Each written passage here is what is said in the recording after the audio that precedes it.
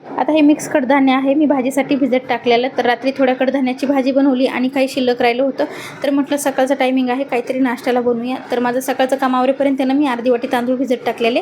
तर आता हे तांदूळही छान भिजलेत. तर आता मिक्सरच्या भांड्यामध्ये ना कडधान्य टाकायचे, भिजलेले तांदूळ टाकायचे.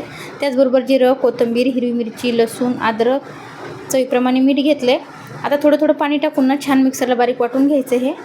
आता हे मिश्रण ना एका भांड्यामध्ये काढून घ्यायचे आणि 10-15 मिनिटासाठी मुरत ठेवायचे. जर घट्ट वाटत असेल तर यामध्ये थोडंसं पाणी टाकायचं आहे.